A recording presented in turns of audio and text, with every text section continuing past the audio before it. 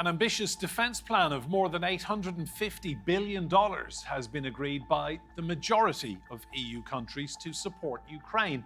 With Donald Trump pausing aid, Europe has been forced to step up. So, can the continent really afford to defend itself against Russia?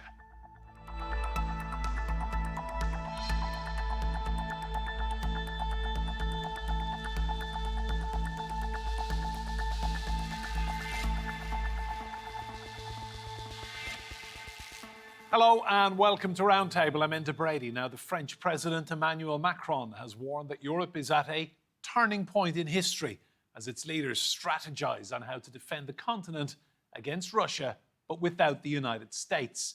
The answer so far has been to increase defence military spending. But will this plan really work?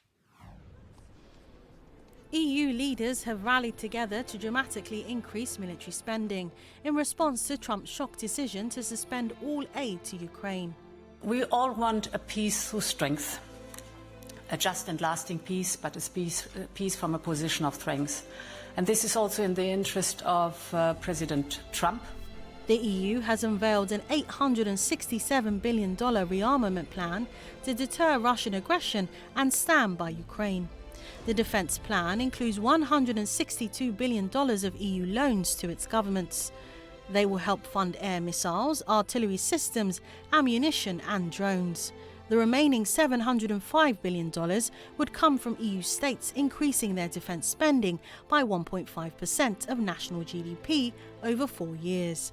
Europe hopes this military spending will be enough if the US were to abandon Ukraine altogether, although some European leaders still hold some hope that the US will come around. I want to believe that the United States will stand by us, but we have to be ready if that is not the case. But one European Union member not standing by Ukraine is Hungary, who has maintained friendly ties to Russia. A war has been going on for 3 years, and 26 European states have supported Ukraine jointly with the US.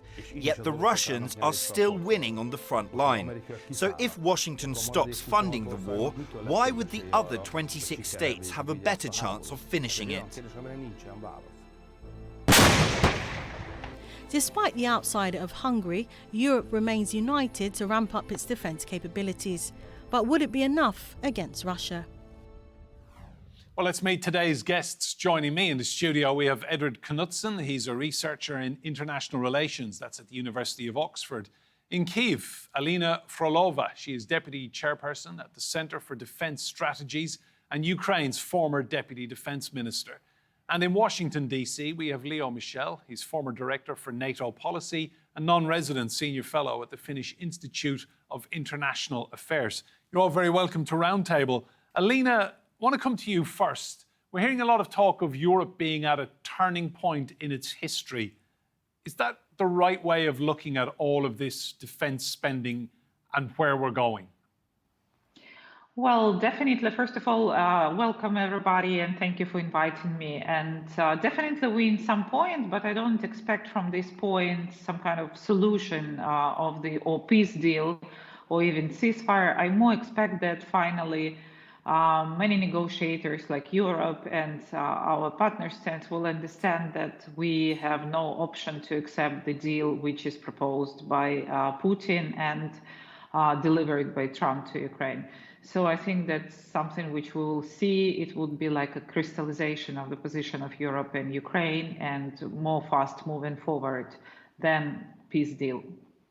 Leo, are they right when they say we're living through history right now? What's going to happen in the coming weeks and months?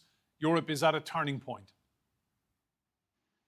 I agree that it is. It's amazing the turnabout in U.S. policy. I would say decades of U.S. policy since the late 1940s have been reversed by this president within the matter of weeks.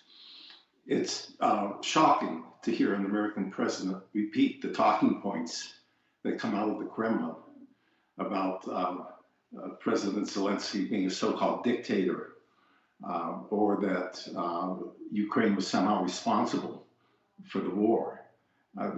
And the consequences of this really shocking shift in American policy, if it is maintained, and there is some question whether or not this will be maintained, but if it's maintained, you are upsetting all kinds of relationships, transatlantic relationships that have been the foundation of peace, at least peace among the great powers and peace in Europe since the founding of NATO. Edward, to you, has President Trump done Europe a favor here, forcing everyone's hand, getting everyone to start thinking about defense and actually spending money on it rather than depending on the United States? A lot of these conversations, I mean, as we talk about this turning point, and I think rhetorically, yeah, what you see coming from the White House is a new kind of low, but the real basis of a lot of these conversations isn't quite that new. I mean, we've had a certain President Trump in the White House before, of course, and there's this move to get some more European defense, and then that gets a little bit seemingly forgotten during the Biden administration. So I'd say what you're really seeing is kind of a more extreme version of what we really have seen before, and these kind of rumblings about, Europe needs to stand on its own 2 feet. The term was strategic autonomy. So this time perhaps is different because I do think that the Vance speech, for example, was quite shocking for a lot of Europeans. So in this sense, especially if Germany can get over some of its kind of fiscal hangups and actually spend a bit more, both for defense and, just broader infrastructure, I think in that sense you could see some positives for Europe and that they can actually kind of assert themselves more on the international stage. Alina, same question to you. I mean, is Trump doing us a favor here? He's forcing people to get together and have very difficult conversations. Well, I cannot call it a favor because in any way it's bad things which he is doing. Breaking up the consistent alliances is not something good, which will bring also a lot of troubles to the United States, but in more long perspective. But from the point of view of Europe and from the point of view of Ukraine in long-term perspective, that's obviously, let's say, more reliable alliance which can be observed and which is now under formation with Ukraine and with Europe. And of course, in some way, it's more reliable also from the point of view of defense industry. However, I don't think that we can call it a favor because that's like quite a painful, and Ukraine pays a huge price for these actions already now. Leo, I want your opinion on this rhetoric we hear from President Trump that Europe has had a free ride for many decades off the back of US tax dollars. Has he got a point in any way? Very marginally, really. The truth is that, and I've never forgotten my experience when I was the director for NATO policy during the 9/11 attack, and I was in the Pentagon. And within 24 hours, our Canadian and European allies stood up to declare Article 5, which is the collective defense provision of the NATO treaty, because they believed in the treaty. And that if one ally is attacked, all allies will respond and are obligated to respond. That lesson stayed with me. Now, it's true that other presidents, to include George W. Bush, to include Barack Obama, and of course to include Joe Biden, have encouraged the Europeans to spend more, to invest more in defense. But what is unique and very damaging, I'm afraid, by President Trump is this explicit threat that he will judge whether or not to meet NATO's U.S. commitments to NATO based upon the spending of NATO allies. And furthermore, he has a lot of disinformation about that spending. We are not in a case where Europeans and Canadians are paying the United States and somehow owe us money to defend them. We are in NATO and have been in NATO and have been a leader in NATO because it serves American national security interests, and not only in Europe. Many of the activities in Europe support U.S. forces in other areas, to include the Middle East, to include Africa and South Asia. So if you combine his disinformation about what this whole budget debate is about, and this threat that makes it sound as though the U.S. is simply an extortionist looking for a payoff, this is not the way you run an alliance. This is not the way you deter an aggressive nation like Russia. Leo, can I just ask on a personal thing as well? When Vance spoke in Europe, how did you feel, given all the work you've done with NATO and your relationships with various different countries over the years? How did you feel hearing an American vice president come to Europe and speak in such a demeaning fashion? Well, if I were to include my military and my staff work up on Capitol Hill for a member of Congress, and then my 35 years in the US bureaucracy, first in the intelligence community, and then at Pentagon, I have to tell you that over this 40-year span of time, I have never heard an American official offer such an insulting and aggressive speech to a European and Canadian audience. It was simply shocking. And I think he's a poor person to deliver a message on democracy in Europe, since he is what we call in the United States an election denier. He has not in 4 years found it possible to admit that Joe Biden actually won the election in 2020.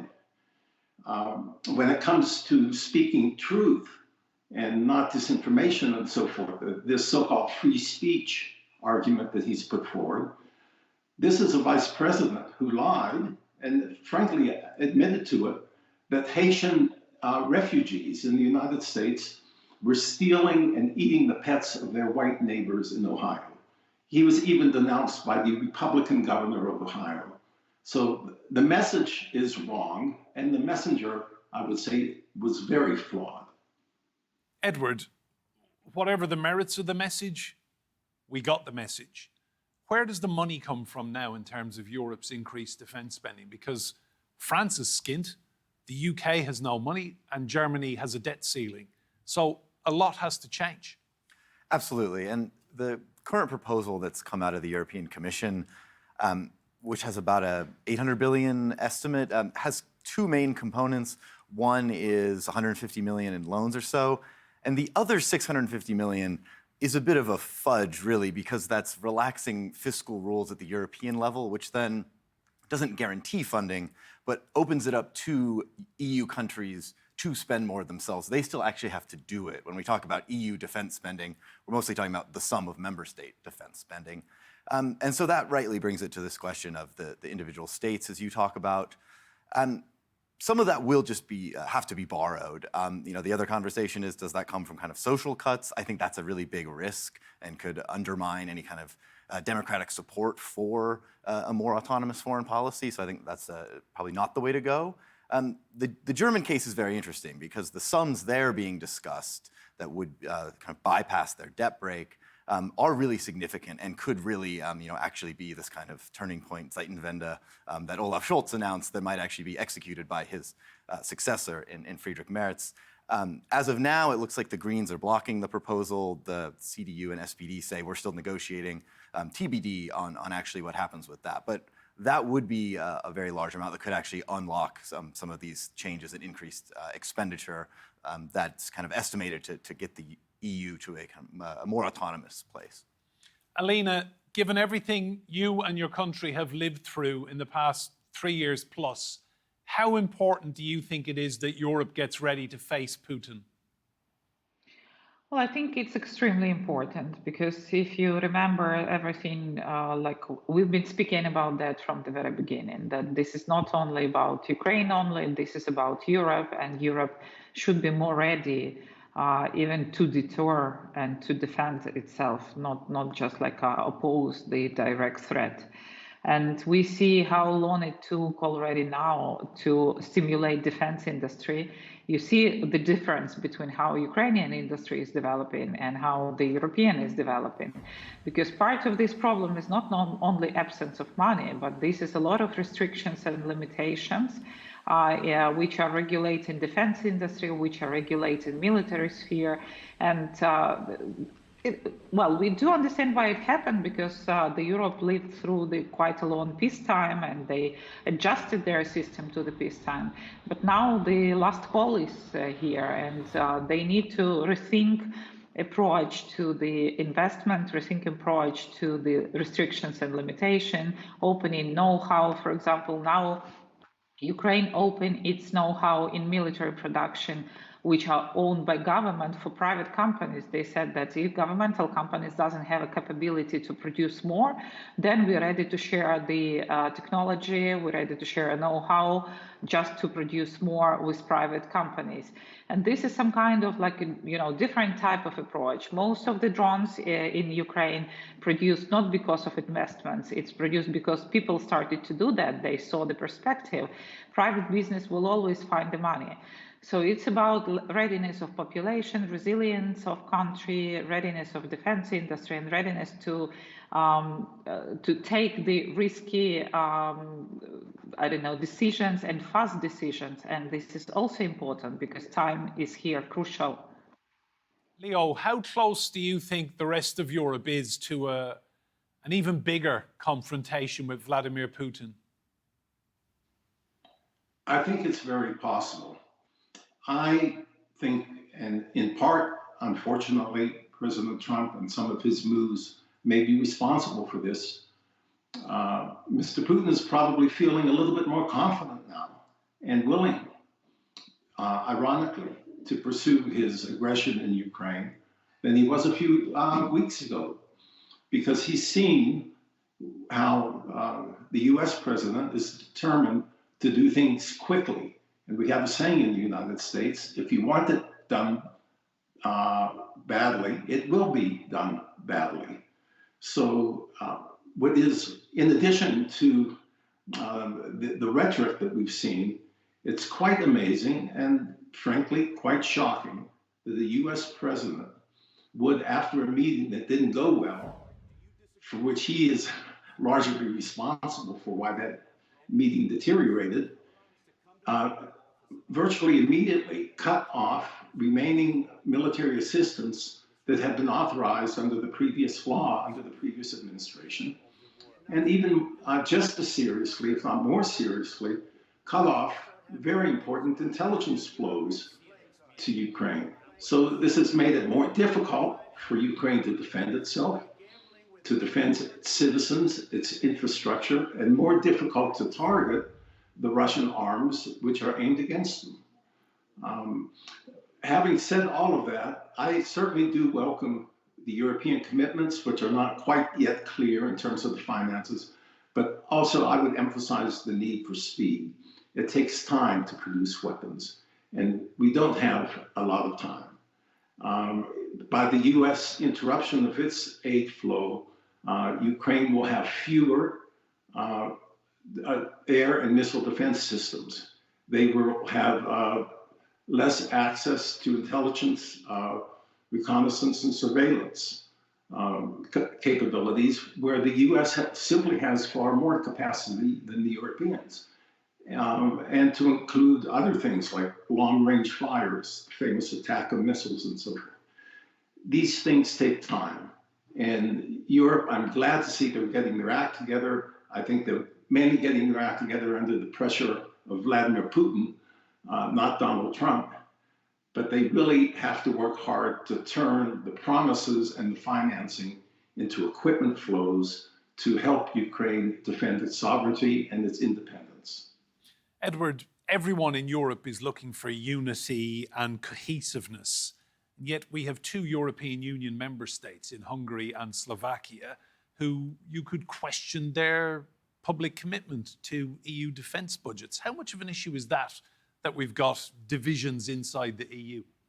I mean, there is, of course, the need for unanimity on a lot of decisions, and this gets in the way of that. However, as I said, a lot of this is a member state question, and so there's plenty of opportunity for some of the more, coalition of the willing, to use a tarnished term from the Iraq War days. But there's an opportunity for a coalition of countries to come together and kind of bypass these smaller countries. I mean, yes, they have a blocking potential when it comes to EU decisions, but in these other situations, it really is kind of weight of population, weight of overall GDP that matters a lot. So I don't think this is the overriding concern. And Europe is a very rich continent. I know there's some fiscal constraints, but it's a very rich continent. And so even relatively small shares of a very large GDP is still a large defense budget. And so there's really no way, there's no reason without the proper coordination that Europe should not be able to deter Russia. Even at existing levels, especially if these kind of increases continue, Europe, if there's the proper investments made and the proper coordination made between countries, it should very easily, I would say, be able to deter this threat. Alina, for many millions of people across Europe, we were so used to peace and prosperity. The prospect of any war on European soil was unthinkable, and yet your country got invaded. Do you think people really need now to sit up and take notice about what's going on and all of the talk of imperial Russia returning? Well, I think that they actually has no other option. I was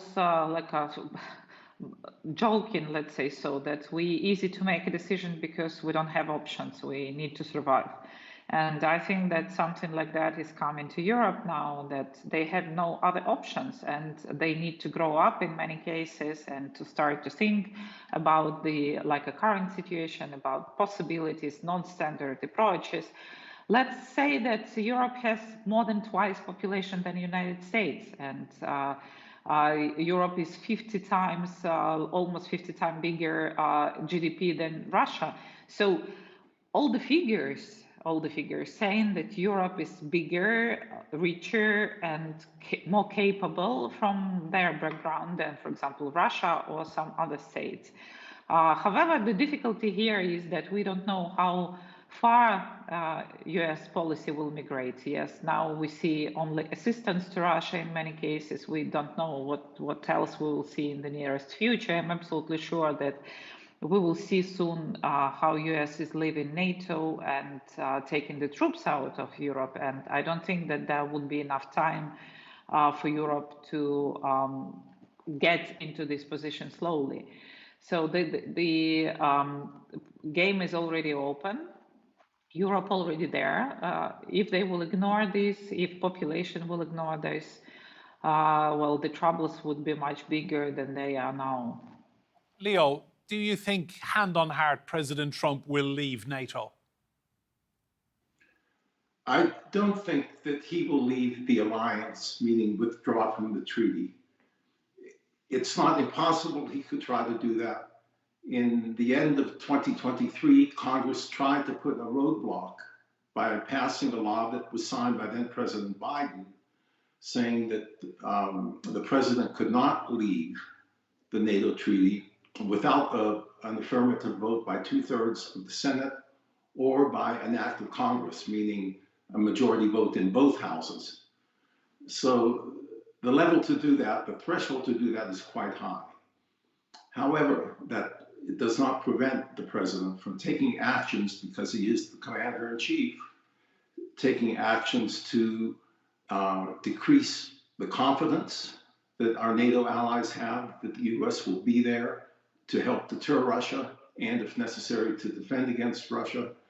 I would remind your listeners that in the summer of 2020, so this is the last year of Trump's last presidency, he virtually overnight announced that there would be a 1/3 cut in the level of US forces in Germany, and for that reduction to take place in 3 months. And that was done with very little coordination or advance warning to the German government. So he's capable of doing things because he thinks they're going to be spectacular and be dramatic. And it was only because at the time, his Secretary of Defense, whom Trump had appointed, and the chairman of the Joint Chiefs of Staff understood that this would be militarily as well as politically very damaging, and they in effect dragged their feet until after the election, which Trump lost. And one of the first acts that President Biden did when he came into office was to revoke that law, or that action by Trump, that order to reduce our forces by 1/3 in Germany. So I think we have to be prepared, given some of his other behavior. I mentioned the quick cutoff for arms and intelligence to Ukraine. Once again, a very, very disturbing decision. This is a president who seems to think he understands the geographic space and geopolitical space, and that he wants to act quickly and in a determined way. And so far, all I've seen is the carrots have been extended to the Russians, and the sticks have been applied to the Ukrainians, who are the victims of the aggression. We should never forget that. Leo, just briefly, what message would you send to any European leaders who are watching, given your knowledge of how the United States works and the people who are now running your country? We have a saying here that you have to be prepared to speak truth to power. Europe has influence. Europe has capabilities. Europe is still, despite the tariffs, a tremendous marketplace for American goods, a tremendous attraction for American investment. So Europe has levers, but it can only use those levers if it acts in a mostly united way. I don't hold personally much hope for the Hungarians joining a coalition of the willing, nor the Slovakians, but leave them aside. Edward, thank you. And to Alina and Leo as well, thank you both. Remember, you can see more discussion and debate on our YouTube channel. Just search for Roundtable TRT World. But for now, from me, Enda Brady, and all of the team here, goodbye. And thank you for watching.